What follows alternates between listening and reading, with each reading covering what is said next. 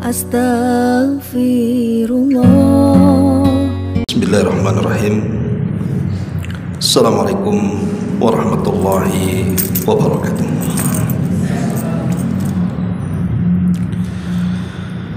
Alhamdulillah wassalatu wassalamu ala rasulillah wa ala alihi wa sahbihi wa mawalah wa la hawla wa la quwata illa billahi wa ba'du. Alhamdulillah, di malam hari ini mari kita bisa duduk untuk melaksanakan thalabul ilmi.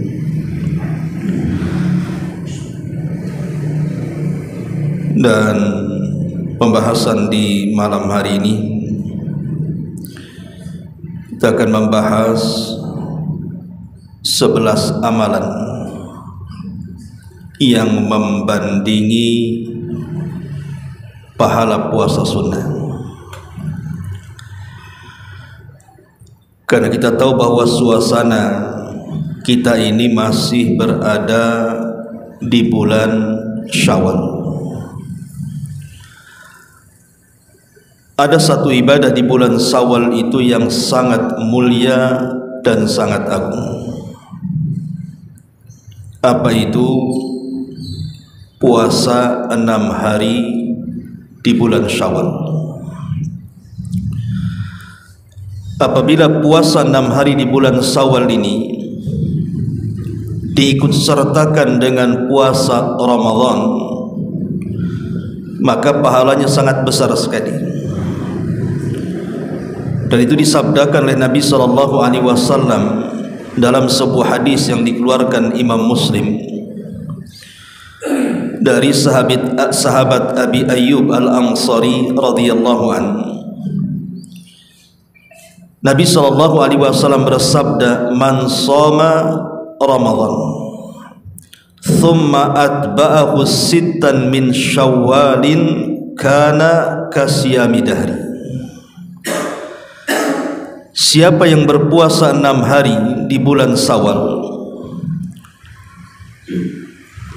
atau siapa yang berpuasa Ramadan kemudian diikuti 6 hari puasa di bulan Syawal, maka pahalanya sama dengan berpuasa selama 1 tahun. Anda bisa bayangkan, siapa yang kuat puasa setiap hari selama setahun? Tapi Nabi SAW memberikan pahala besar. Orang yang berpuasa Ramadan kemudian diikuti 6 hari bulan Syawal itu pahalanya sama dengan pahala orang berpuasa 1 tahun. Dari mana hitung-hitungannya? Kita tahu bahwa di dalam Islam setiap amalan itu dilipat gandakan 10 kali lipat. Artinya kalau puasa Ramadan selama 30 hari kemudian ditambah dengan 6 hari bulan Syawal dikali 10, itu sama dengan setahun. Makanya Nabi SAW mengatakan, "Kana kasiyami dahri," pahalanya sama dengan puasa 1 tahun. Maka sangat disayangkan kalau lewat bulan Syawal setelah Ramadan kok orang itu tidak mau melanjutkan puasa Syawal. Apalagi di antara faedah puasa Syawal itu sama hukumnya dengan sholat sunnah rawatib. Kita tahu bahwa faedah sholat sunnah rawatib yang disebut dengan ba'diyah dan qabliyah itu menyempurnakan sholat wajib. Terkadang ketika kita sholat wajib kan ada kelalaian, mungkin tidak khusyuk, boleh jadi kurang tumaknina, tergesa-gesa. Mesti adalah kekurangan orang yang melaksanakan sholat wajib itu. Lah, untuk menyempurnakan kekurangan sholat wajib itulah disyariatkan sholat sunnah rawatib. Ada yang disebut dengan qabliyah dan ba'diyah yang 12 rakaat itu. Lah, kedudukan puasa Syawal itu sama dengan puasa Sya'ban. kalau Sya'ban itu disebut Qabliyah, kalau Syawal itu disebut Ba'diyah. Jadi puasa Sya'ban sebelum Ramadan dan puasa Syawal setelah Ramadan itu menyempurnakan bulan Ramadan. Boleh jadi ketika seseorang berpuasa Ramadan, yang namanya puasa mestilah seseorang tidak akan sempurna 100%. Boleh jadi dalam puasa itu tanpa sadar lisan kita menggibahi orang. Ketika berpuasa kita mungkin berdusta. Ketika berpuasa boleh jadi kita lalai, tidak khusyuk, dan begitu seterusnya. Lah, kesempurnaan bulan Ramadan atau puasa di bulan Ramadan itu disempurnakan dengan puasa Sya'ban yang disebut Qabliyah dan puasa Syawal yang disebut dengan Ba'diyah. Kemudian yang kedua, puasa Syawal sendiri adalah tanda dari tanda-tanda yang jelas diterimanya puasa Ramadan. Karena para ulama mengatakan bahwa di antara alamat Allah itu menerima amalan seorang hamba ketika Allah berikan taufik kepada dia bisa melaksanakan ibadah terus menerus. Jadi setelah kita digembleng oleh Allah Azza wa Jalla selama 1 bulan dengan Ramadan, kemudian kita pun masih semangat untuk berpuasa di 6 hari bulan Syawal, ulama mengatakan ini tanda-tanda diterima puasa Ramadan karena dia tidak menghentikan ibadah. Itulah yang kemudian para ulama mengatakan fa innallaha idza taqabbala amala abdin waffaqahu li amalin salihin ba'dahu. Allah itu apabila menerima amalan seorang hamba, maka Allah berikan taufik untuk beramal soleh setelahnya. Maka ini juga tanda bahwa diterima puasa Ramadan itu dengan cara keberlangsungan puasa dilanjut dengan 6 hari puasa Syawal. Lebih daripada itu, puasa Syawal adalah bentuk syukur kita kepada Allah. Karena Allah Subhanahu wa taala ketika mengakhiri ayat-ayat tentang puasa Ramadan, tepatnya dalam Al-Baqarah 185, Allah akhiri dengan kata-kata walitukmilul iddata walitukabbirullaha ala ma hadakum wa la'allakum tashkurun. Agar kalian menggenapkan bilangan puasa Ramadan dan agar kalian bertakbir di hari raya, agar kalian menjadi hamba-hamba yang bersyukur. Lah, salah satu bentuk syukur kita adalah dengan melanjutkan puasa setelah Ramadan dengan 6 hari puasa Syawal. Ma'asyiral muslimin rahimakumullah. Masalahnya terkadang di antara kita kan ada yang meninggalkan puasa Syawal karena sebuah alasan. Contoh umpamanya karena safar, sehingga safar ini menjadikan dia tidak sempat puasa Syawal. Atau boleh jadi karena sebuah pekerjaan, mungkin pekerjaannya terlalu berat sehingga haus, lapar, dan dia tidak sanggup berpuasa. Atau boleh juga karena sakit sehingga dia tidak bisa puasa Syawal. Lah, bagi orang-orang yang tidak mampu melaksanakan puasa Syawal, di sana ada amalan-amalan yang bisa mengganti puasa Syawal. Inilah pembahasan yang kita akan bahas tentang 11 amalan. Dan 11 amalan ini sebagiannya ringan, ya sebagian cukup berat juga. Tapi amalan-amalan ini bisa membandingi pahala puasa. Apa saja 11 amalan ini? Ma'asyiral muslimin yang dimuliakan Allah Subhanahu wa taala, yang pertama, membaca Al-Qur'an. Sahabat Abdullah ibn Mas'ud radhiyallahu an ma'ruf adalah seorang sahabat yang termasuk as-sabiqun al-awwal, direkomendasi ilmunya oleh Nabi sallallahu alaihi wasallam untuk diambil, terutama dalam bab Quran. Dikatakan kepada Abdullah ibn Mas'ud radhiyallahu an, innaka tuqillu sauma wahai Abdullah ibn Mas'ud, kenapa engkau menyedikitkan puasa? Artinya dia tidak banyak melaksanakan puasa sunnah. Faqala, maka dia mengatakan, inni akhafu an yamna'ani min qiraatil Quran, karena aku takut puasaku mengganggu untuk membaca Al-Quran. Karena biasanya kan orang yang berpuasa mudah haus, sehingga tidak bisa kencang bacaan Qurannya. Kemudian kata beliau, fa inna qira'atal Qur'ani ahabbu ilayya minas saumi. Kata Abdullah ibn Mas'ud, karena membaca Al-Quran itu lebih aku sukai dibandingkan aku berpuasa. Seolah-olah Abdullah ibn Mas'ud radhiyallahu an mengatakan bahwa membaca Al-Quran itu lebih afdal dibandingkan berpuasa. Tetapi orang yang membaca Quran terus menerus, mungkin dari pagi, siang, sore, ganti daripada puasa, maka dari sini kita pahami bahwa membaca Al-Quran yang terus menerus dari pagi, siang sampai sore itu bisa membandingi ibadah puasa bagi orang-orang yang tidak berpuasa di bulan Syawal. Ini yang pertama.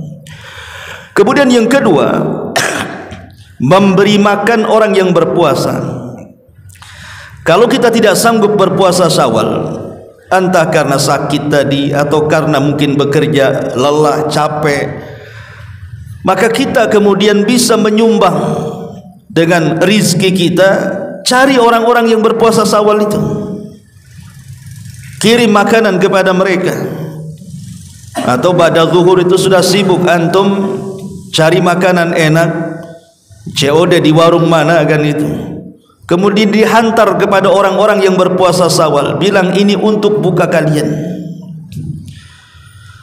Lah kata Nabi sallallahu alaihi wasallam, man fattara sha'iman kana lahu mithlu ajrihi la yanqusu dzalika min ajri shaimi syai'a.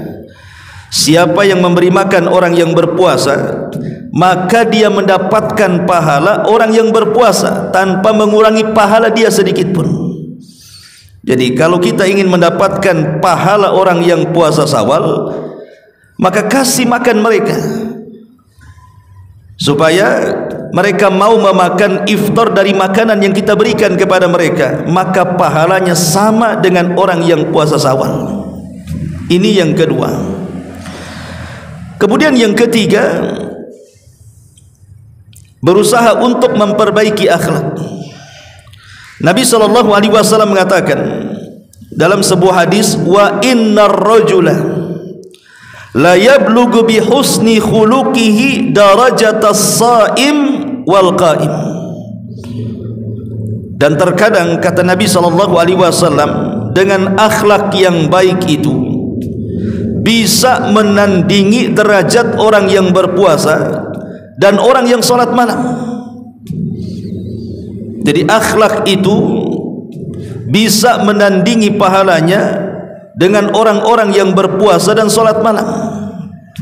Menunjukkan bahwa akhlak, memperbaiki akhlak lisan, tidak mengucapkan kecuali yang santun, kemudian juga mudah ringan tangan membantu orang, berbaik, berbuat baik kepada keluarga, kepada orang tua, kepada tetangga, dan begitu seterusnya. Maka akhlak juga bisa menandingi ibadah puasa, bahkan ibadah salat malam. Ini yang ketiga. Kemudian yang keempat, seseorang yang biasa berpuasa tetapi qadarullah kemudian dia sakit. Jadi umpamanya dia itu terbiasa dengan puasa Senin Kamis, atau terbiasa dengan puasa Daud, atau biasa dia melaksanakan puasa Ayyamul Bid, atau mungkin puasa Syawal, tapi Allah takdirkan kondisinya sakit. Sakitnya berkepanjangan sehingga dia tidak bisa melaksanakan puasa, atau mungkin dia safar. Kalau dia tidak safar, pasti dia melakukan puasa. Lah orang-orang yang terbiasa melakukan ibadah, baik ibadah puasa atau salat malam, kemudian terhalangi ibadah-ibadah itu dengan sakitnya ataupun dengan uzur-uzur yang lainnya, maka tetap dia dicatat memiliki pahala kebiasaan puasa walaupun dia tidak puasa. Karena dalam sebuah hadis, ketika Nabi SAW pulang dari perang Tabuk, kemudian Nabi SAW berkata di hadapan para sahabatnya, "Inna bil madinati aqwaman ma sirtum." Qalu ya Rasulullah, wa hum bil Madinah. Qala wa hum bil Madinati hasabahumul udhur. Jadi ketika Nabi SAW pulang dari Tabuk setelah memenangkan musuhnya di kota Madinah, ada beberapa orang yang tidak ikut serta dalam berperang, tetapi mereka mendapatkan pahala seperti yang kalian dapatkan. Jadi pahala jihad yang kalian dapatkan mereka pun dapat. Kemudian para sahabat mengatakan, Rasul, bukankah mereka tidak terlibat jihad? Mereka tinggal di kota Madinah. Maka Rasul mengatakan, ya, sebab mereka tertahan dengan uzur. Kalau mereka tidak tertahan dengan uzur, pasti mereka akan ikut jihad. Tapi karena tertahan dengan uzur, maka mereka tetap dicatat pahala jihad. Dari sini kita tahu bahwa seseorang yang kemudian terbiasa melakukan ibadah, kemudian tertahan dengan uzur, maka tetap dia dicatat pahala sebagaimana kebiasaan ibadahnya, walaupun dia tidak melaksanakan ibadah. Dan ini rahmat yang Allah anugerahkan. Yang kelima, dan ini yang paling mudah. Ini yang paling mudah, tetapi walaupun mudah terkadang orang itu susah untuk mengamalkannya. Apa itu? Ghibtah. Apa ghibtah? Ghibtah itu hasad yang terpuji. Hasad kan ada dua tuh. Ada hasad yang tercela, ada hasad yang terpuji. Seseorang berangan-angan supaya nikmat yang Allah anugerahkan kepada orang hancur dan berpindah kepada dia, itu hasad yang tercela. Tapi di sana ada hasad yang terpuji, yang disebut dengan ghibtah. Apa itu? Berangan-angan kalau Allah berikan nikmat kepada dia seperti yang diberikan nikmat kepada orang, maka dia akan melakukan hal yang sama seperti yang orang itu lakukan. Umpamanya kita punya tetangga, karena dia punya uang akhirnya bisa haji. Lah kita tidak punya uang, hanya bisa melamun saja. Kapan aku seperti dia? Ya Allah, kalau engkau berikan harta pun aku sama, ingin haji juga sama dengan dia. Aku ingin umroh sama dengan dia. Aku ingin berkurban sapi sama dengan dia. Lah itu namanya berangan-angan. Inilah yang disebut dengan ghibtah. Jadi ghibtah ini, kita ingin melakukan ibadah yang besar tapi tidak sanggup. Tapi dia berniat dengan mengatakan, ya Allah, kalau aku diberikan nikmat seperti dia, maka aku pun sama melakukan yang sama, maka dia mendapatkan pahala yang sama. Jadi kalau ada tetangga bisa haji, kemudian dia mengatakan, ya Allah, kalau aku diberikan nikmat, aku juga ingin hajilah kayak dia, berarti dia dapat pahala haji walaupun dia tidak berangkat haji. Itu namanya ghibtah. Lah itu disabdakan dalam sebuah hadis yang dikeluarkan Imam Tirmidzi dan disahihkan oleh Syekh Albani rahimahullahu taala.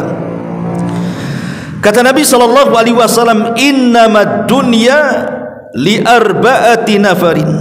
Dunia ini dipenuhi dengan 4 kelompok. Dunia ini dipenuhi dengan 4 kelompok. Kata Nabi sallallahu alaihi wasallam, siapa 4 kelompok ini? Abdin razaqahullahu malan wa ilm wa yasilu fihi rahimahu wa ya'lamu lillahi fihi haqqan fahada bi afdalil manazil indallah. Seorang hamba Allah berikan rizki, harta dan ilmu pengetahuan. Dia kaya, tapi di sisi lain dia juga memiliki ilmu pengetahuan. Maka dengan ilmu agama yang ia miliki, maka dia salurkan hartanya di jalan Allah. Dan dia dengan hartanya, karena punya pengetahuan, dia takut untuk menghambur-hamburkan di jalan selain Allah. dan dia berusaha dengan hartanya menyambung silaturahim, dan dia tahu hak kepada Allah dari sedekah, zakat dan yang semacamnya, maka orang yang seperti ini seafdol-afdolnya manusia. Jadi kelompok yang pertama, Allah berikan harta banyak, tapi di sisi lain dia pun punya pengetahuan agama. Lah dengan pengetahuan agamanya dia tahu harus kemana harta disalurkan. Lah orang seperti ini seafdol-afdolnya kedudukan di hadapan Allah. Tetapi di sana ada yang kedua, wa abdin razaqahu Allahu ilman wa lam yarzuqhu malan fa huwa sadiqun niyyati yaqulu law anna li malan la amiltu bi amali fulanin fa huwa bi niyyatihi fa ajruhu masawa. Kelompok yang kedua, dia punya ilmu agama tapi dia miskin, tidak punya harta. Tetapi dia mengatakan, ya Allah, kalau seandainya engkau berikan harta seperti dia, maka aku pun akan mengamalkan hal yang sama seperti dia. Kata Rasul, maka dengan kejujuran niatnya dia memiliki pahala yang sama dengan orang itu. Itulah disebut dengan ghibtah. Ghibtah kan enak, ya kan?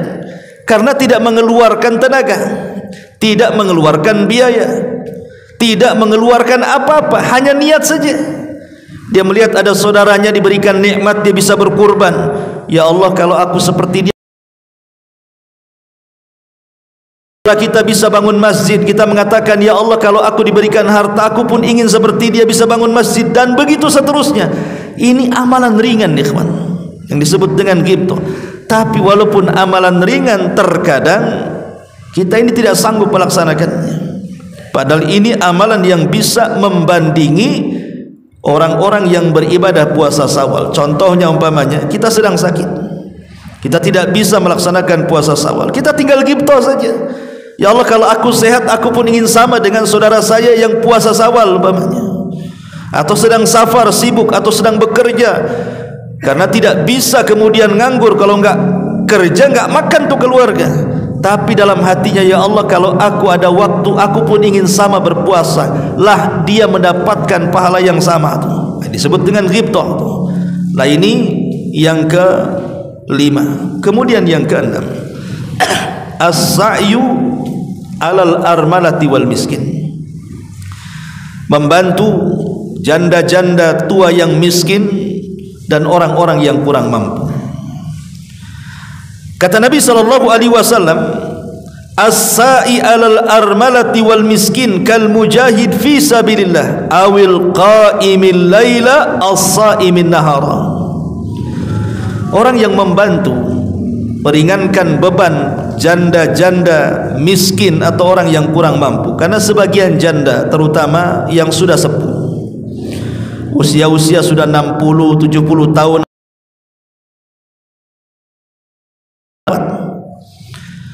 apalagi dia tidak punya anak. Terkadang yang punya anak saja kadang-kadang menelantarkan orang tuanya. Kita lihat terkadang ada orang-orang tua di lampu merah, kemana anaknya itu? Atau disuruh meminta-minta, di mana keluarganya? Lah terkadang ada janda-janda yang sudah tua itu, mereka tidak sanggup untuk mencukupi kehidupannya. Maka dengan kita mengulurkan tangan kita, meringankan tangan kita untuk membantu mereka, maka Rasul mengatakan pahalanya seperti orang yang berjihad di jalan Allah. Yang kedua seperti orang yang sholat malam, dan yang ketiga seperti orang yang berpuasa tuh. Tapi masalahnya terkadang kita ini milih-milih janda pula, cari yang 30 usianya, atau yang masih muda gitu ya, sengaja itu pula dibantu. Itu ada udang di balik batu. Maksudnya di sini janda-janda yang memang kurang mampu. Boleh jadi dia sakit, sudah berumur dan begitu seterusnya. Maka ini juga amalan yang luar biasa. Bahkan bukan hanya membandingi puasa sunnah, tapi juga membandingi orang yang sholat malam dan orang yang berjihad di jalan Allah subhanahu wa ta'ala. Ini yang ke-6. Kemudian yang ke-5, yang ke-7,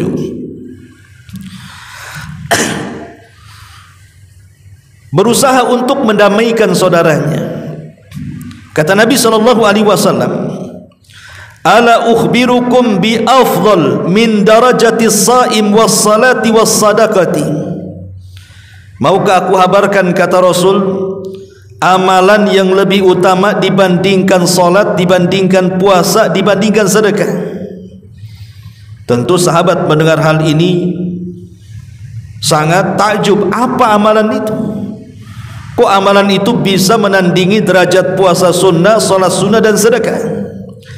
Maka Rasul mengatakan, salahu dzatil bayyin fa inna fasada dzatil bayyin hiyal haliqah, yaitu memperbaiki hubungan sesama muslim, karena rusaknya hubungan sesama muslim adalah penghancur agama.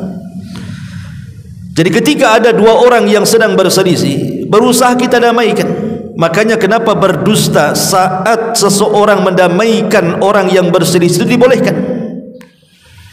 Umpamanya si A dengan si B sedang bertengkar, kita datang ke si A, kemudian mengatakan bahwa si B itu sebenarnya baik, dia memuji kamu, dia selalu menyebut-nyebut kebaikanmu, padahal sedang bertengkar tuh. Kemudian datang kepada si B ngomong gitu. Berdusta tidak semua haram. Ada 3 dusta yang dibolehkan. Pertama, dusta dalam keluarga, hanya untuk mendapatkan supaya sakinah mawaddah dalam rumah tangga itu tercipta. Istri pakai pakaian sebenarnya norak, tapi kita katakan sana. Ataupun dia masak tidak enak, kita katakan luar biasa, lebih enak daripada nasi padang sebelah umpamanya, padahal tidak enak, tidak ada masalah itu, supaya dia senang saja kan. Dusta juga sebenarnya, kalau kita mau jujur kita muntah di hadapan dia kan, tapi untuk membahagiakan istri tidak ada masalah. Ini berdusta yang dibolehkan. Atau dusta karena melindungi nyawa seorang muslim. Datang pamannya penjahat, di mana rumahnya Ustaz Abu Merah? Kata antum, mau apa cari Ustaz Abu Merah? Mau saya bunuh dia. Mana rumahnya? Antum bilang, oh nggak ada, dia sudah pindah, nggak tahu di mana kotanya. Nggak ada masalah, karena apa? Melindungi seorang muslim, nyawanya terancam tuh. Padahal kan dia nggak pindah di situ. Lah dusta yang seperti ini dibolehkan, termasuk juga mendamaikan orang yang sedang berselisih. Berdusta untuk mendamaikan dibolehkan, dan itu pahalanya luar biasa, karena menandingi pahala puasa, menandingi pahala salat, bahkan menandingi pahala sedekah. Nah, ini juga yang ke-7. Kemudian yang ke-8, orang yang datang di hari Jumat berpagi-pagi. Kata Nabi SAW, man ghassala yaumal jum'ati waghtasal, barang siapa yang mandi pada hari Jumat, thumma bakkara wabtakar, berangkat lebih awal menuju masjid, wa masya walam yarkab, jalan kaki dan tidak berkendaraan. Ustaz, dari Tanjung Umah ke sini jalan kaki apa enggak pengkor itu? Ya memang begini hadisnya, enggak boleh berkendaraan, jalan kaki. Ya sekali-kali lah jalan kaki. Habis subuh langsung jalan kan. Pemanya yang tinggal di agak jauh dari sini, dari Batam Center ke sini, ya bisa lah 2 jam kan. Karena hadisnya mengatakan wa masya walam yarkab, dia berjalan kaki tidak mengendarai kendaraan. Wadana minal imam, kemudian dia masuk ke dalam masjid langsung mendekat imam. Kadang-kadang aneh di masyarakat ini, dia hadir awal-awal tapi cari tiang, ya kan? Bukannya dekat ke imam, cari tiang untuk nyandar, mungkin supaya bisa tidur saat khutbah kan itu ya. Atau cari belakang-belakang, mendekat ke imam, cari saf yang paling dekat. Kemudian fastama'a walam yalghu, kemudian dia mendengar dengan seksama apa yang dikhutbahkan seorang khatib, dan dia tidak main-main. Apa kata Rasul? Kana lahu bi kulli khutwati amali sanatin ajru siyamiha wa qiyamiha. Subhanallah. Kata Rasul, apa pahalanya? Maka dia akan mendapatkan pahala puasa dan qiyam lail selama 1 tahun. 1 tahun, ikhwan. Pemanya antum lah 1 tahun sekali gitu saja ya. Antum 1 tahun sekali mengamalkan amalan ini. Pemanya antum yang tinggal di Bengkong jalan kaki ke sini kan gitu. Setahun sekali saja kau gitu. Datum dari Batam Center kau Tanjung Uma dekat lah kan itu. Putar-putar sebentar aja 20 menit sampai sini. Setahun aja sekali antum lakukan itu.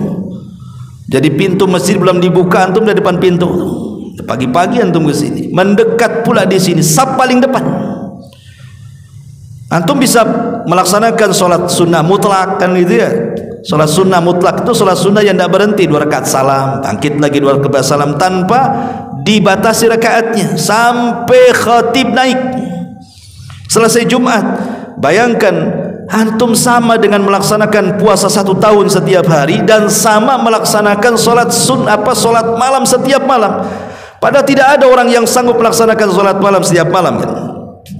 Kecuali orang-orang soleh zaman baheula kan itu. Zaman sekarang mana ada. Jangankan sholat sunnah di malam hari, sholat sunnah di siang hari aja malas kan.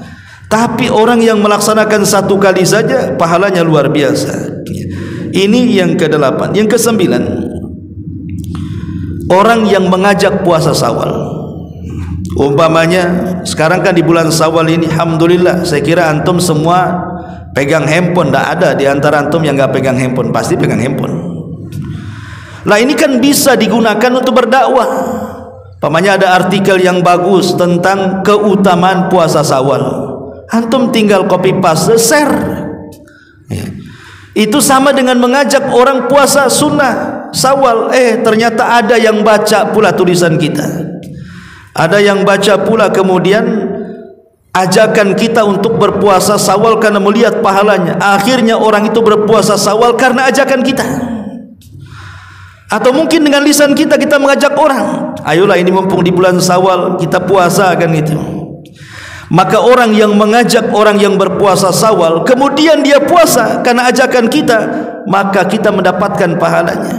Kata Nabi SAW, man dalla ala khairin kafaini. Dalam hadis Abdullah bin Mas'ud radhiyallahu anhu, Rasul mengatakan, barang siapa yang menunjukkan kepada kebaikan, maka bagi dia pahala orang yang mengerjakan kebaikan tersebut karena ajakan kita. Kan cuman kita nge-share saja, siapa tahu ada yang nyantol, ada yang baca kan, akhirnya diingatkan puasa, alhamdulillah, tanpa sadar kita mendapatkan pahala orang yang kita ajak. Bagaimana kalau yang membaca tulisan kita itu ribuan orang, semua berpuasa umpamanya kan, maka kita akan mendapatkan banyak pahala.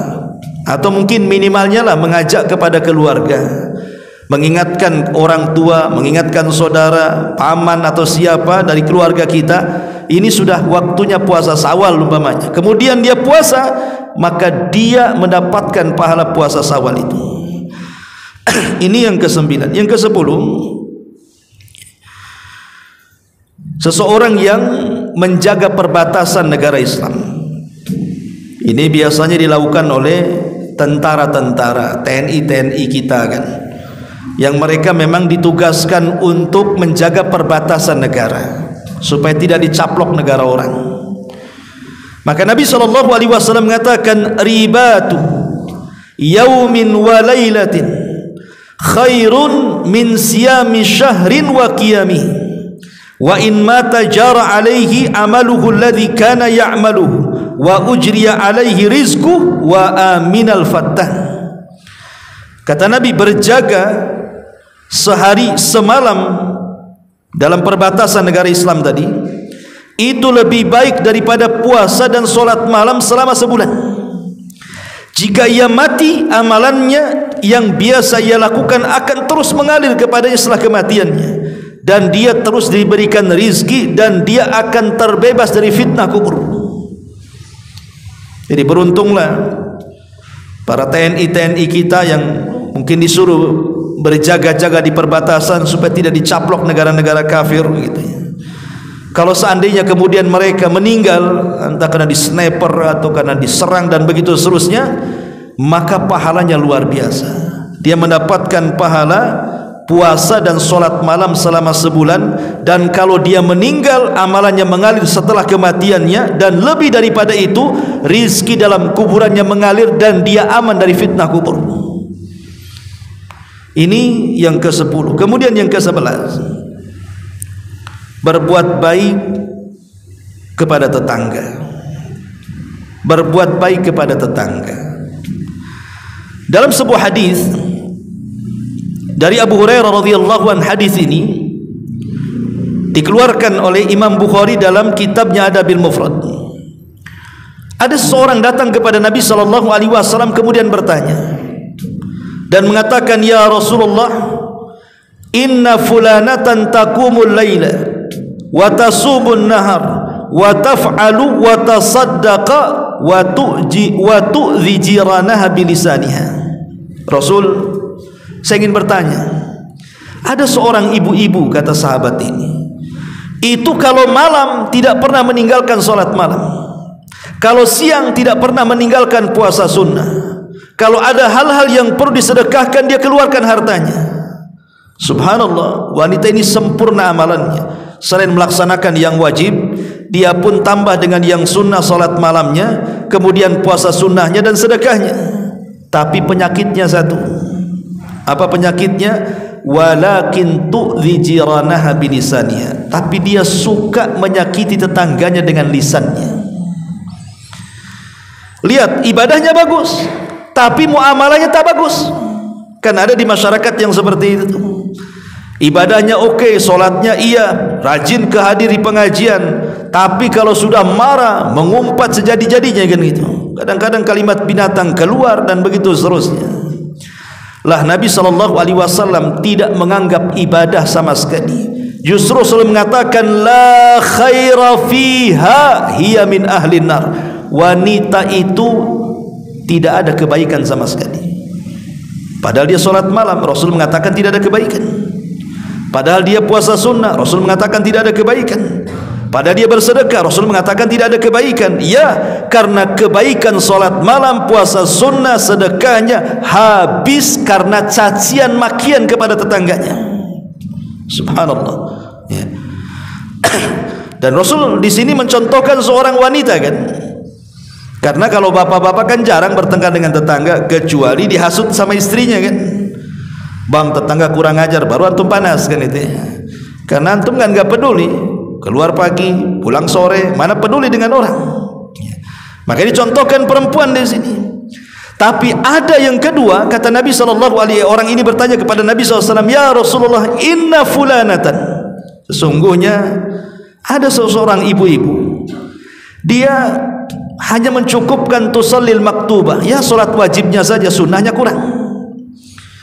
Kemudian juga puasa wajibnya saja, puasa sunnahnya kurang. Dan juga tidak pernah sedekah karena enggak ada uang yang disedekahkan. Tetapi walakin la tu'dhi jiranaha bilisaniha. Tapi lisannya dijaga. Dia tidak pernah menyakiti tetangganya dengan lisannya. Dia berusaha diam dari tetangganya. Dia tidak mau suudzon, berburuk sangka dengan tetangganya, mencari-cari aib tetangganya, menggibah tetangganya. Dia berusaha tidak menyakiti tetangganya sama sekali. Apa kata Rasulullah? Hiya min ahlil jannah. Wanita itu termasuk penduduk surga. Lihat, walaupun wanita ini kurang solat malamnya, kurang puasa sunnahnya, kurang sedekahnya, tapi dengan berbuat baik kepada tetangganya, maka sama dengan orang yang melaksanakan qiyamul lail, puasa sunnah dan bersedekah. Karena bagaimanapun tetangga ini kan ada tiga macam, ikhwan. Pertama, ada tetangga itu dia seorang muslim plus kerabat kita. Maka kalau dia tetangganya seorang muslim plus kerabat kita, berarti dia punya tiga hak yang harus kita tunaikan. Pertama, hak seorang muslim, kedua, hak berkerabat, dan ketiga, hak bertetangga. Yang kedua, kalau dia seorang muslim tapi tidak ada hubungan kerabat dengan kita, tetap dia punya dua hak. Pertama, hak seorang muslim. Yang kedua, hak bertetangga. Yang ketiga, kalau dia bukan seorang muslim, mungkin dia orang kafir, tapi tetap dia punya hak, namanya hak bertetangga. Contohnya seperti Allah mengatakan wa yamna'unal ma'un. Tidak boleh kita ini mencegah ada tetangga walaupun dia kafir kalau meminjam perkakas atau perabot-perabot dalam rumah kita. Ada tetangga kafir mau pinjam wazan, ya kita kasih. Mau pinjam kuali kita kasih. Mau pinjam gelas, mau pinjam pisau, mau pinjam garam atau apa, kita kasih. Itu hak dia. Sebab kalau kita tahan, ngapain saya pinjamkan, dia kafir, nanti dipakai masak babi pula. Ya urusan dia lah, masak babi nanti kan antum bisa cuci lagi, kan bisa bersih. Jadi dia punya hak itu. Makanya kemudian Nabi SAW saking besarnya hak tetangga itu, sampai-sampai Jibril terus berwasiat kepada Rasul untuk berbuat baik kepada tetangganya. Karena begini ikhwatu fiddin, terkadang kita ini punya keluarga tapi jauh. Ketika kita sakit, tetangga pula yang pertama tahu. Kalau kita mati, mereka pula yang mengurus jenazah kita. Makanya berbuat baiklah kepada tetangga, karena pahalanya melebihi pahala puasa sunnah, solat malam, bahkan bersedekah. Inilah diantara 11 amalan yang disebutkan oleh Nabi SAW yang bisa menandingi ibadah puasa. Tapi meskipun demikian ikhwan, kalau kita sanggup berpuasa, kita tidak perlu memilih pilihan-pilihan seperti ini, atau mungkin bisa menambah dengan pilihan-pilihan ini. Karena bagaimanapun keutamaan orang yang berpuasa sendiri besar. Maka kalau kita sanggup berpuasa Syawal, kenapa tidak? Pertama, kita tahu bahwa puasa itu kan amalan yang diidhofahkan kepada Allah. Dan setiap amalan yang disandarkan kepada Allah itu pasti memiliki keagungan. Rasul mengatakan, kullu amal ibni adam lahu illa siyam fa innahu li wa ana azzibihi. Setiap amalan hamba itu, entah solatnya, entah zakatnya, entah hajinya, entah baca Qur'annya, itu kembali kepada kita. Jadi Allah kembalikan pahalanya kepada kita yang melakukannya, kecuali puasa. Puasa itu tidak kembali kepada kita, tapi kembali kepada Allah. Apa maksudnya di sini?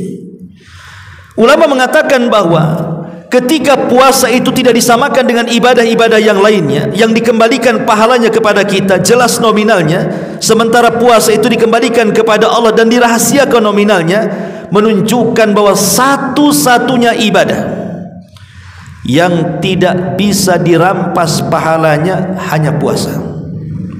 Kalau sholat bisa diambil pahalanya, zakat bisa diambil pahalanya, haji bisa diambil pahalanya, tapi puasa tidak bisa diambil pahalanya. Maksudnya nanti saat hari kiamat, ketika manusia dikumpulkan di Arasat, padang yang sangat luas, itu depannya sudah pintu-pintu sorga tuh, dan sudah melintasi titian sirat lagi.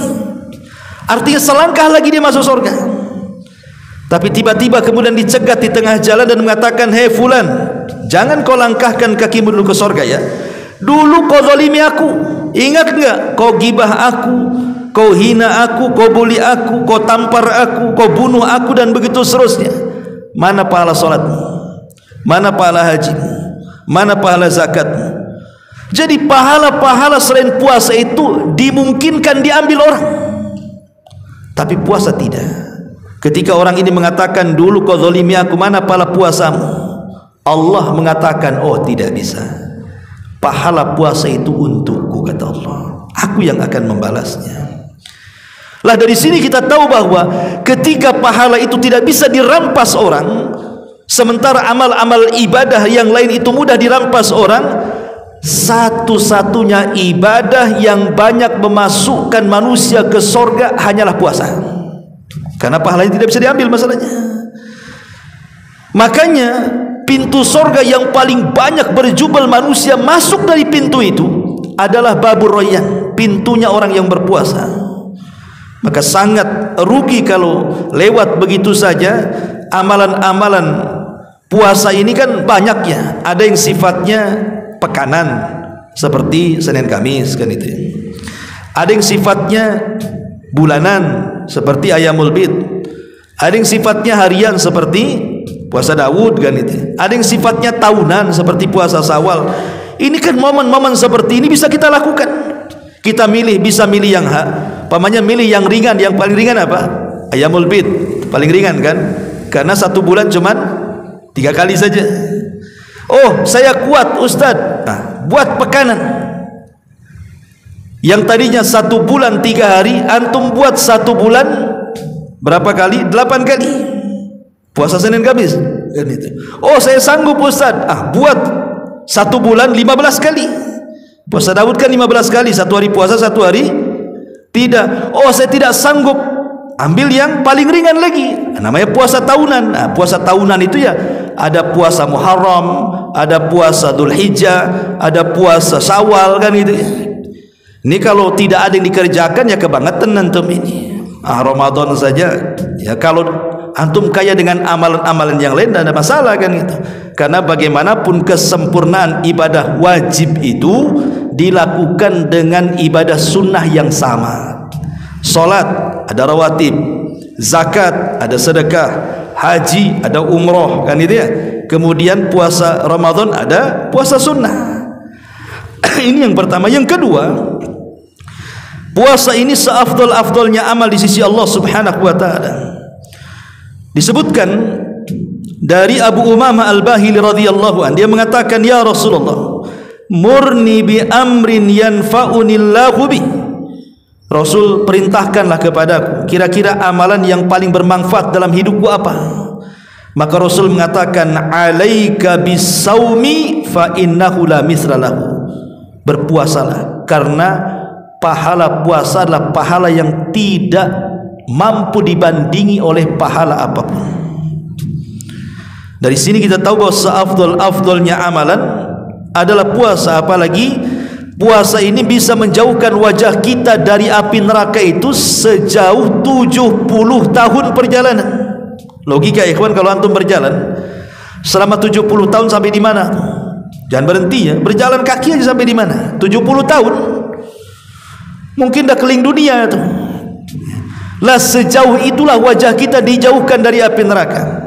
Kata Nabi SAW, man sama yauman, siapa yang berpuasa 1 hari saja fi sabilillah, di jalan Allah Subhanahu wa taala, illa ba'adallahu wajahu anin nar, kecuali Allah akan jauhkan wajah dia dari api neraka sab'ina kharifah, sejauh 70 musim atau 70 tahun. Lihat bagaimana amalan puasa itu luar biasa. Jadi kalau memang mampu melaksanakan puasa sunnah di bulan Syawal, ini sebuah keberuntungan besar. Karena kalau kita bisa mengikuti puasa Ramadan dengan puasa sunnah di bulan Syawal, maka pahalanya sama dengan pahala 1 tahun. Ma'asyiral muslimin yang dimuliakan Allah Subhanahu wa taala, ada beberapa soalan yang berkaitan tentunya dengan puasa Syawal ini. Pertama, apakah boleh seseorang itu yang punya hutang bulan Ramadan, dia melaksanakan Syawal dulu baru bayar puasa Ramadannya nanti, atau dia Ramadan dulu selesaikan hutangnya baru pelaksanaan puasa 6 hari bulan Syawal? Nah, ini terjadi silang pendapat di antara ulama. Karena perintah Nabi SAW, man shama Ramadan thumma atba'ahu sittan min Syawal, siapa yang puasa Ramadan kemudian diikuti dengan 6 hari puasa Syawal sama dengan puasa setahun, apakah kemudian perintah ini lil faur, artinya harus bersegera, ataukah lit tarahi, ada jeda di sini? Kita tahu bahwa ibadah itu kan 2 macamnya. Ada yang waktunya muassa, ada yang mudhayyak, ada yang waktunya itu panjang terbentang seperti Ramadan. Kalau punya hutang di bulan Ramadan, habis Ramadan kan waktu hutangnya kan terbentang tuh sampai Sya'ban tahun depan kan, boleh ya. Sementara ada ibadah itu yang mudhayyak, dia terikat dengan waktu, seperti puasa Syawal terikat dengan Syawal. Kalau sudah lewat Syawal kan nggak ada lagi puasa Syawal. Ada ulama yang mengatakan bahwa boleh seseorang itu mengakhirkan qadha, dan dia harus niat mengqadhanya, dan boleh melaksanakan Syawal dulu karena waktu qadha itu panjang, sementara waktu Syawal itu terbatas.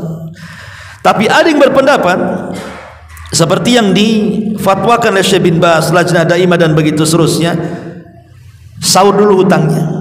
Karena di sini kalimatnya barang siapa yang puasa Ramadan, artinya sempurna Ramadan, kemudian diikuti 6 hari puasa Syawal, baru dapat pahala puasa 1 tahun. Ya, jadi Di sini ada dua pendapat. Boleh melaksanakan Syawal dulu mengakhirkan hutang, boleh juga seseorang itu melaksanakan hutang dan itu lebih utama, baru melaksanakan puasa Syawal kalau memang waktunya memungkinkan. Ini yang pertama. Yang kedua, apakah puasa Syawal itu harus berturut-turut? Setiap hari mulai setelah Ramadan berturut-turut, tidak boleh ada jeda? Maka ulama mengatakan tidak harus berturut-turut. Jadi boleh dicicil. Umpamanya antum ambil di awal bulan 2 hari, di tengah bulan 2 hari, di akhir bulan 2 hari, kan jadi 6 juga tuh. Jadi ulama mengatakan la yulzimuhu, tidak mengharuskan seseorang itu melaksanakan puasa Syawal berturut-turut. Kemudian perkara yang ketiga, apakah boleh seseorang itu melaksanakan puasa langsung setelah Id? Maka ulama mengatakan boleh, karena Idul Fitri itu cuma 1 hari, lain dengan Idul Adha. Kalau Idul Adha 4 hari, ya, ada yang disebut dengan Ayyamut Tasyrik. Hari Tasyrik itu 3 hari, 11, 12 dan 13. Berarti di hari-hari Tasyrik ini tidak boleh puasa. Kalau kebetulan kemudian keempat, kan mulai dari 10, 11, 12, 13, otomatis 13 ini ada Ayyamul Bid di situ. Karena Ayyamul Bid kan 13, 14, 15 kan itu. Maka kalau orang yang terbiasa Ayyamul Bid kemudian bertepatan dengan hari Tasyrik tanggal 13, tidak boleh puasa, gantinya tanggal 16-nya. Jadi bisa diambil 14, 15, 16. Karena sebenarnya Ayyamul Bid ini hanya istilah ulama. Al-Imam Ibnu Utsaimin rahimahullah taala mengatakan, sebenarnya puasa 3 hari dalam sebulan itu tidak mesti dilakukan di pertengahan. Boleh di awal, boleh di tengah, boleh di akhir. Yang penting 3 hari dalam sebulan sebenarnya. Tetapi diambil Ayyamul Bid ini kan diambil keutamaannya. Yang utama 3 hari itu diambil di pertengahannya. Kenapa demikian? Ada yang mencari-cari hikmahnya. Karena kita tahu bahwa pertengahan bulan, kan kalau kita melihat bulan Qamariyah, bukan Hijri, bukan Masehi ya, Qamariyah Hijriyah itu, kita tahu bahwa pertengahan bulan itu kan purnama. Bulan itu membesar ketika tanggal 13, makin membesar ketika tanggal 14, sempurnanya di tanggal 15 ya, Hijriyah. Lah biasanya purnama itu mempengaruhi pasang surut air lautan. Kita tahu kalau purnama itu kan pasang tuh air itu, dan itu juga akan mempengaruhi gejolak darah pada manusia. Jadi darah manusia di pertengahan bulan itu lagi memuncak, mudah marah, apalagi gajian dah habis kan itu, di pertengahan masalahnya, gajian masih 2 minggu lagi, dah emosian kan. Lah di sini terkadang jalan darah yang kemudian sedang memuncak di pertengahan bulan itu dimanfaatkan setan masuk di jalan darah kita. Makanya di pertengahan bulan itu disyariatkan 2 ibadah. Pertama puasa untuk menekan jalan darah supaya setan tidak mudah untuk menggoda kita. Yang kedua berbekam. Antum kalau biasa bekam, biasa hijamah, disunahkan di pertengahan bulan tuh. Supaya apa? Ya tadi, supaya kita bisa menekan tuh setan yang masuk di jalan darah itu. Apakah setan bisa masuk jalan darah? Ya, karena Rasul yang mengatakan. Kata Nabi SAW, inna syaitan yajri majra dam ibni Adam. Setan itu masuk di jalan darah Bani Adam. Makanya untuk menekan itu disyariatkan puasa Ayyamul Bid atau disyariatkan berbekam di pertengahan bulan. Karena kita tahu bahwa purnama ini, sebagian ulama mengatakan ketika mentafsirkan kalimat min syarri ghasikin idza waqab. Jadi maksudnya ghasikin idza waqab ini artinya purnama. Makanya Rasul mengatakan kepada Aisyah radhiyallahu anha, berlindunglah kepada Allah dari purnama. Kenapa? Karena di situ setan itu lagi kencang-kencangnya menggoda Bani Adam. Jadi kekuatan setan itu memuncak-muncaknya saat purnama. Maka kita lihat kadang-kadang kalau sudah diidentikan dengan hari Jumat, bulan purnama, pasti ada gonggongan anjing tuh. Oh, itu udah serem tuh. Biasanya kan itu. Karena boleh jadi di situ ada gangguan setan yang luar biasa di saat purnama itu. Maka kita harus banyak berlindung saat purnama itu. Masyarul muslimin wal muslimat rahimakumullah, ini diantara keutamaan ibadah dan amalan-amalan yang bisa membandingi ibadah puasa Syawal. Taib, sampai di sini mudah-mudahan ada manfaatnya. Kita tutup dengan doa kafaratul majlis. Subhanakallah bihamdika asyhadu an la ilaha illa anta astaghfiruka wa atubu ilaik. Allahu taala alam. Assalamualaikum warahmatullahi wabarakatuh.